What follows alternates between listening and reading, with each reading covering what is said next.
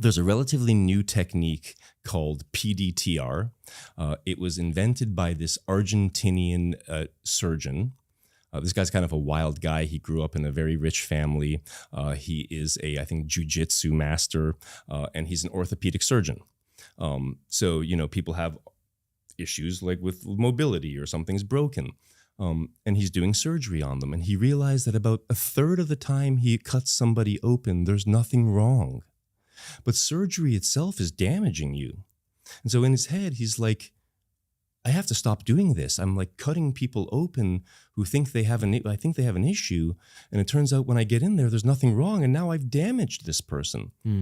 And so he developed PDTR. It's kind of crazy term. It stands for proprioceptive deep tendon reflex. So if you see somebody practice PDTR, it seems like voodoo magic, because literally they're like, say you can't lift your arm or something. He'll come up to you and he'll do some tests, and then he'll be like, boop, boop, boop, boop, boop. And then all of a sudden you can move your arm. And it seems like, okay, how is that real, right? But wait, hasn't he flick some other part of your body? Yeah. Okay. Doesn't even do much. Like pull your ear, scratch your forehead, and all of a sudden you can move your arm. And you're like, how does that work? Right? I mean, this guy literally takes people who are in a wheelchair and can't walk and gets them walking in 5 minutes. For me, one of the main times that I did PDTR was after my accident. I couldn't sort of bend over and touch my toes anymore. And everybody tells you, oh, your hamstrings are tight. Stretch your hamstrings, get some massage. And it turns out that wasn't the problem. When PDTR, at first they do like a diagnostic test, right? And so the guy tests me, and it takes about an hour. We're kind of figuring out what's going on. He's doing muscle tests and things like that. And eventually he fixes it, and I can bend all the way down and put my hands on the ground. And I'm like, okay. He didn't do any massage. He didn't do any stretching, just a bunch of like weird popping and poking and pulling and things like this.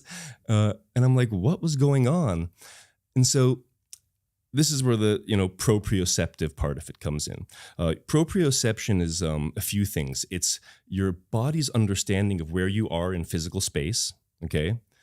And so somebody like Michael Jordan has incredible proprioception, okay? And a lot of your proprioception is in your fascia, right? We were talking about all this fascia that covers everything, because your fascia is incredibly innervated. It has tons of nerves in it. And so your understanding of where your foot is right now is basically coming from your fascia, okay? And so proprioception is, where am I in physical space? It's also your sense of pain, your sense of touch, your sense of heat, your sense of cold, okay? And all of these have different nerve endings, right? So this is touch. I can feel this. This is a different nerve than the pain nerve, and it's a different nerve, it's a different nerve ending than the cold, right? So even though like the nerve endings are different, the pathways they use are all the same. Gotcha. Okay? And so PDTR sort of takes advantage of this. And it turns out that like a lot of times when you have trauma, whether it's physical trauma or emotional trauma, your body remembers it, okay? And so in PDTR, what they're trying to do is figure out what's going, like, why does my body not want to do this? So in my case where I couldn't bend over anymore, right? It turns out that the way he explained it is like, look, it's not that your hamstrings were tight and you couldn't bend over. It's your body is so intelligent, right? For some reason, probably because of the trauma of your accident and the surgery and all these things, every time you tried to bend over, your body stopped you from doing it. And how did it do that? It tightened your hamstrings. Okay? And so in a sense, you think, oh, my hamstrings are tight. Yeah, but not chronically tight. Your own body's intelligence is like, don't let this guy bend over, because it didn't have the confidence to bring me back up. And so it's like, I'm not even going to let him bend over. Okay? And so through the PDTR work, they can basically tell your body, chill out. It's okay. Everything's fine. And you stand up and touch your hands onto the ground. So going back to the yoga point, right? Yoga is working on this nervous system, this proprioception system that your body has. And, yoga is just wild and amazing, right? It's like doing neurological things, it's doing organ things, it's doing fascia and mobility things. There's a reason it's stuck around this long, right? There's a reason there's so many people obsessed with it, right? And so there's a reason that it's spread all over the world. So many tangents to take. When I started doing yoga, I got much better at football because I was in control of my body. Of course, yeah. Your proprioception improved. Yeah, the fascia was getting worked.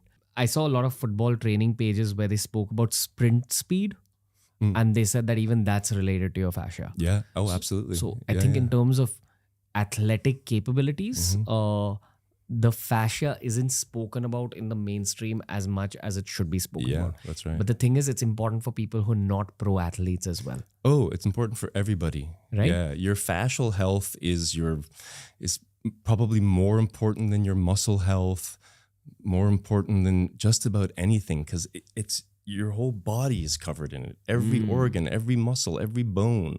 And maybe we haven't done enough scientific research on the fascia to even Probably understand Yeah. What it helps with. Yeah, it's. I think more recently people are getting into fascial work. There's a whole other esoteric practice I can talk about if you want to that sure. also involves fascia. It's called Eldoa. This is something it's actually like been around for a couple of decades, but still most people don't know about it. It's a French method. I call it scientific yoga. Because there's actually a lot of moves in Eldoa that are like in yoga. There's one that I use a lot. So sometimes I'll get this pain that kind of comes down my shoulder, my arm all the way here. It's because something's getting pinched back here, right? And the Eldoa move for this, tell me if this doesn't look like yoga, is you start here, okay? You go here, you pull your wings up, and then you go up like this, okay? And what that's doing is creating separation in a specific vertebrae, and it's creating decompression. And the way it's doing it is with your fascia. What's cool about Eldoa is there is a movement to basically create decompression in any joint in your body. And some of them are very weird. Like this is the most normal looking one. Some of them are very strange and difficult to get into. And you can find somebody who can teach you. But it's also using fascia as a sort of hack.